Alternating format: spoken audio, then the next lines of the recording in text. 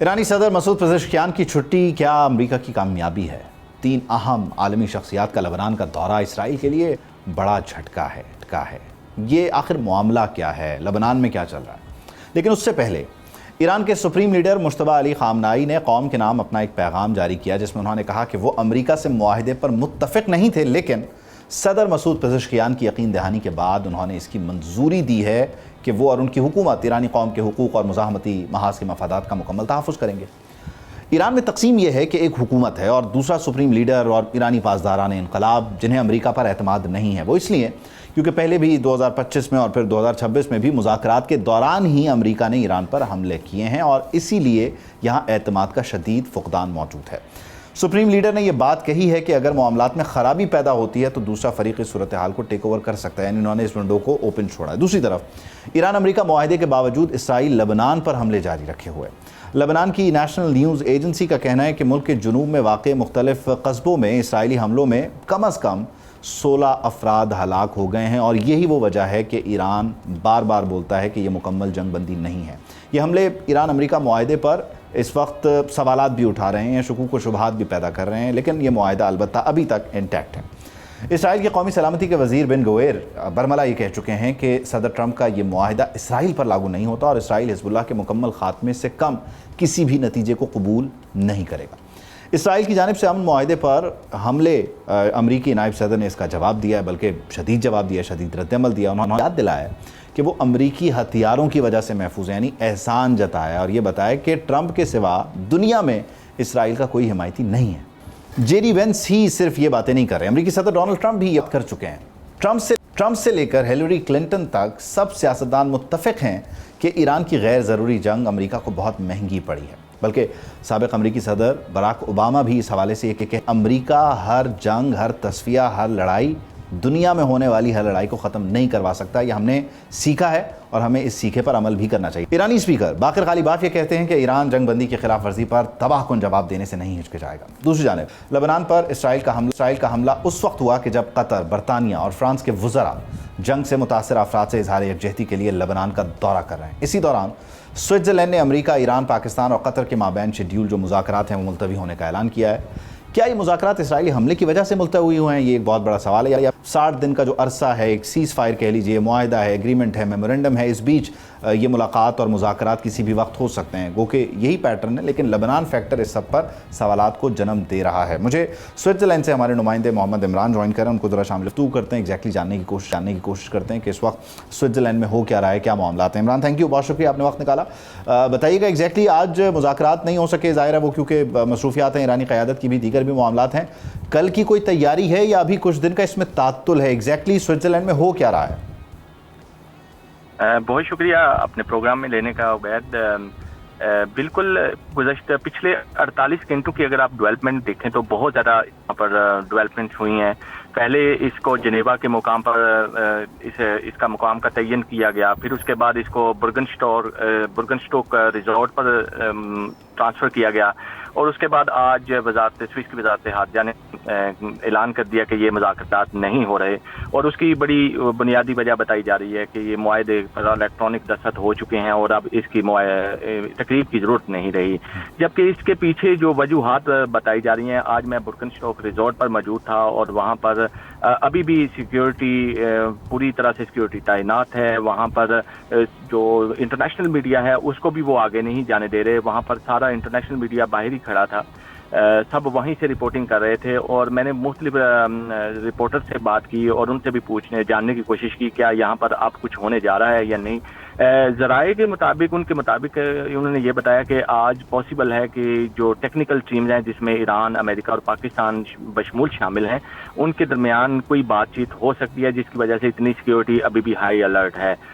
دوسری طرف یہ بھی بتایا جا رہا ہے کہ کیونکہ اسرائیل کی طرف سے کافی ریزسٹنس ہے اور اسرائیل نہیں چاہتا کہ یہ معاہدہ کسی طور پر ہو یا ان کی بات چیت ہو، تو وہ بھی ان کے بھی خدشات کو سامنے رکھا جا رہا ہے۔ میں یہ پوچھنا چاہ رہا ہوں، ٹیکنیکل ٹیمز ہی ڈیفینیٹلی بات کریں کیونکہ الیکٹرانک سگنیچرز ہو گئے تو اس فارمل تقریب کی اور ان آپٹکس کی، ان تصویروں کی، ویڈیوز کی اب دنیا کو ضرورت نہیں ہے کہ ٹرمپ جو ہے وہ عراقچی سے ہاتھ ملا رہے ہوں یا باقر غالیباف سے ہاتھ ملا رہے ہوں، گو کہ ہم یہ دیکھنا چاہتے ہیں لیکن ایسا نہیں ہو رہا، اس کی بھی کچھ وجوہات رہی ہوں گی۔ ٹیکنیکل ٹیمز موجود ہیں, ٹیکنیکل ٹیمز اپنا کام کر رہی ہیں. کیا کل کوئی میٹنگ یا آج شام گئے وہاں پر کوئی میٹنگ اسکیجول ہے؟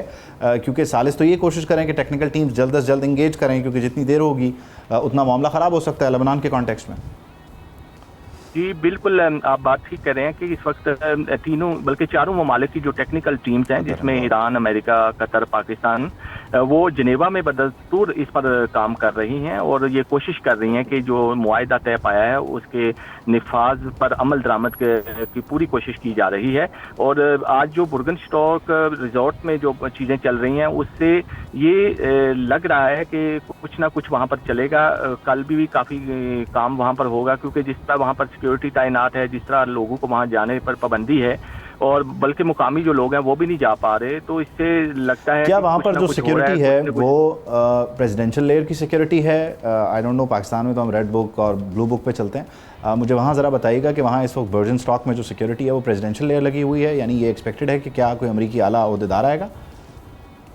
نہیں, پریزیڈینشل سیکیورٹی تو نہیں ہم کہہ سکتے, لیکن انہوں نے 3 لیئرز بنائی ہوئی ہیں. پہلی لیئر پہ وہ چیک کرتے ہیں لوگوں کے پاس وغیرہ, گاڑیوں کے نمبر وغیرہ, اگر کسی کے پاس وغیرہ ہو تو اس کو جانے کی اجازت دیتے ہیں. اور دوسری لیئر پر وہ جو ہے اس کی مزید انویسٹیگیشن کرتے ہیں. اور تیسری لیئر پر آپ وہاں مقام پر پہنچ جاتے ہیں, وہاں پر آپ کی اتنی زیادہ چیکنگ نہیں ہوتی. ابھی تک کوئی ایسی پریزیڈینشل سیکیورٹی تو نہیں وہاں پر, لیکن ملٹری کا گشت جاری ہے. وہاں پر ملٹری کی پراپر تعینات ہے, سامنے پولیس بھی ہے. یہ دونوں مل کر وہاں پہ سیکیورٹی کا فرائض سر انجام دے رہے ہیں, اور کسی کو جانے کی اجازت نہیں دی جا رہی. میں ابھی تھوڑی دیر پہلے وہاں سے نکل کے آیا ہوں. جی ٹھیک ہے, بہت شکریہ Imran, thank you for joining us. پر معاملات جو ہیں وہ اس وقت تعطل کا شکار بھی ہیں اور تعطل کا شکار نہیں بھی ہیں, کیونکہ معاہدہ ہو گیا ہے, لیکن یہ 60 دن کی ونڈو اس کو ذرا تھوڑا سا ٹرکی بنا دیتی ہے. تو اس سب کو ڈیٹیل میں ڈسکس کریں گے کہ ٹیکنیکلٹیز میں جب جاتے ہیں تو پھر معاملہ کس حد تک الجھ سکتا ہے, اور کیا یہ 60 دن کی ونڈو کافی ہے یا یہ ایکسٹینڈ ہوتی رہے گی, اور ایک سیز فائر, اس کو معاہدہ کہہ لیں, سیز فائر کہہ لیں, اس سے دوسرے کے بیچ میں ہم پینیٹریٹ کریں گے. ڈاکٹر جمیل احمد خان صاحب مجھے جوائن کریں. ڈاکٹر صاحب تھینک یو, بہت شکریہ آپ کے وقت کا. اچھا ڈاکٹر صاحب, بنیادی طور پہ اس ساری صورتحال میں جو ہم دیکھ رہے ہیں کہ ٹھیک ہے معاہدہ ہو گیا, الیکٹرانک سگنیچر ہو گئے, ابھی جو ٹیکنیکل مذاکرات ہیں اس میں آپ سمجھتے ہیں کہ یہ اس معاہدے سے زیادہ مشکل مرحلہ ہے, کیونکہ یہیں پر تو وہ بڑی باریک ڈیٹیلز جو ہیں وہ طے ہونا ہی ہیں, تو یہ 60 دن سے زیادہ ہی آگے جاتا ہوا نظر آ رہا ہے, کیونکہ جتنے دن اس معاہدے تک پہنچنے میں لگے اس سے زیادہ وقت تو لگے گا مزید باریکی سے معاملات کو سمجھنے اور سنبھالنے میں. بالکل یہ 60 دن میں ممکن نہیں ہے, کیونکہ اوباما کے زمانے میں صرف JCPOA تھا, ایک مسئلہ تھا, اور اب اس سے کہیں زیادہ مسائل سامنے آ گئے ہیں. تو ان کو اگر دیکھا جائے تو یہ بہت دشوار ہوگا کہ 60 دن میں یہ کسی صورت میں بھی یہ کر سکیں. تو لہٰذا یہ درست ہے بات, اور اس کی وجوہات ہے, ظاہر ہے یہ جو دنیا کا سب سے بڑا کمپلیکس اینڈ سب سے زیادہ کمپلیکیٹڈ معاملہ ہے, جس کی وجہ سے یہ ٹائم تو خیر 60 دن میں اس کا ہونا تقریباً ناممکن نظر آتا ہے. اور اس کا موازنہ اگر کیا جائے, جس طرح میں نے ابھی بتایا کہ joint comprehensive plan of action جو JCPOA کہلاتا ہے, جس میں P5+1 کنٹریز نے اس کو انڈورس کیا تھا بعد میں, تو وہ اس کو 2 سال پورے لگے تھے حد و فال تلاش کرنے میں. لیکن ابھی ان کے پاس وہ روڈ میپ ہے, جو میکینزم ہے, خاص طور پہ انریچمنٹ, کیونکہ انریچمنٹ سب کا اسٹیکنگ پوائنٹ انریچمنٹ کا اس میں بھی ہے. باقی معاملات اتنے اسٹیکنگ پوائنٹ نہیں ہیں, کیونکہ اسٹیٹ آف ہارمز تو دنیا میں اس لیے منظر عام کو سب زیادہ آ گیا. State of Hormuz was not a cause of war, it was the consequence, وہ تو کولیٹرل تھا. جی, consequences of war became the number 1 priority. دیکھیں نا, یہ حالات نے اس طرح پلٹا کھایا, اس طرح پریشر آیا ڈونلڈ ٹرمپ پر اپنے ہی ملک کا, اپنے ہی لوگوں کا, کہ وہ تو آئے تھے الیکشن کمپین سے لے کے, اور پہلے دن سے جب پریزیڈنسی کی تھی اور 100 دن کے بعد اپنی اچیومنٹ کی تقریر کی تھی, تو بات سب سے زیادہ انہوں نے اکانومی کی تھی. میں تو دودھ کی نہریں بہا دوں گا امریکہ میں, اور امریکہ میں چیزیں سستی ہوں گی, امریکہ پراسپرس ہوگا. لیکن یہ تو اپنا ہرمس نے امریکہ میں تو ظاہر ہے وہ تو انفلیشن کو 4% دنیا میں لگا دیا. اچھا, کل ایک بڑی انٹرسٹنگ بات ہوئی, میں چاہتا ہوں کہ آپ کی موجودگی سے استفادہ کریں. وین سے ایک سوال ہوا, انہوں نے ایک پوڈ کاسٹ میں گفتگو کی, ان سے پوچھا گیا کہ امریکہ کا ایجنڈا اس ساری لڑائی میں یہ تھا کہ ایران ایٹمی ہتھیار حاصل نہ کرے. اسرائیل کا ایجنڈا ظاہر ہے وہ ایٹمی ہتھیار سے خوفزدہ ہوگا, لیکن اس کا بڑا ایجنڈا یہ ہے کہ ایران اپنی پراکسیز کو ختم کرے. امریکہ کا یہ ایجنڈا کبھی بھی نہیں رہا, انہوں نے کبھی بھی اس کو اعلان نہیں کہا, اور بلکہ خود وینس نے کہا کہ ہاں جی ایگزیکٹلی ایسا ہی ہے, ہمارا نیوکلیئر سے متعلق کا معاملہ تھا.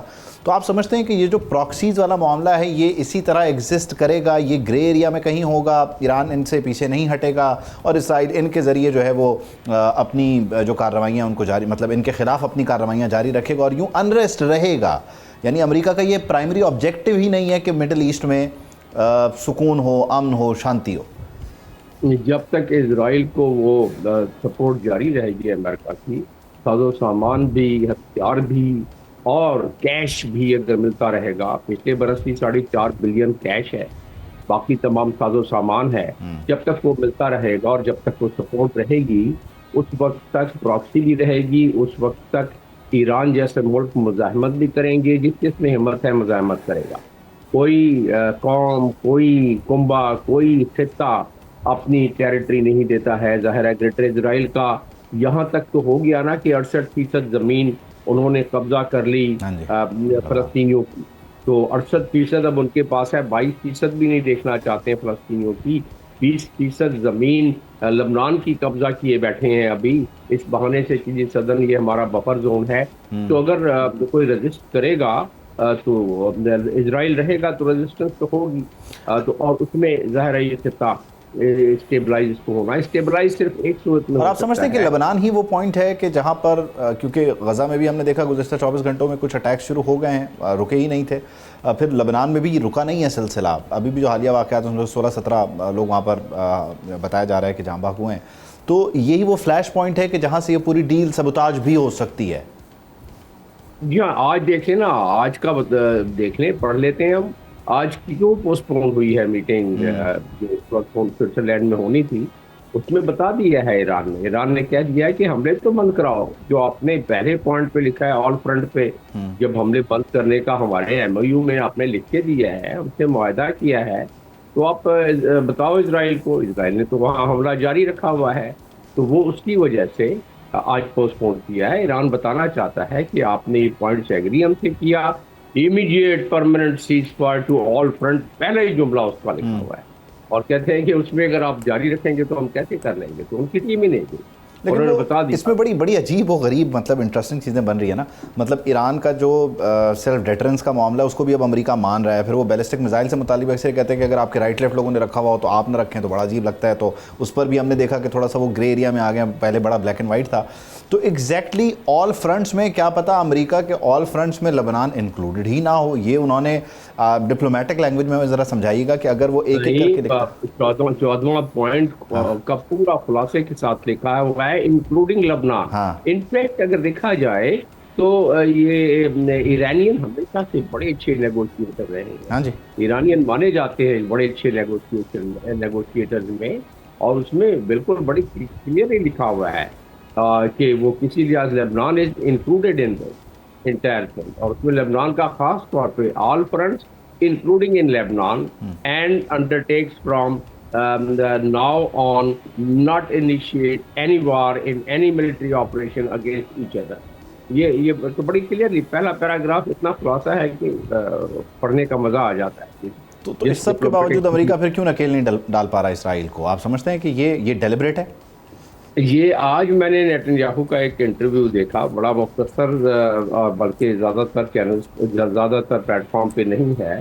وہ کہتے ہیں کہ یہ امریکہ کا پریشر ہم سے خام خواہ کے ڈلوا رہے ہیں. ہم نے 7 فرنٹ پر, اس کا ہم ارادہ اشارہ تھا کہ 7 ہم نے ملکوں پر حملہ کیا, لیکن اتنا پریشر نہیں آیا جتنا کہ اب امریکہ سے آ رہا ہے.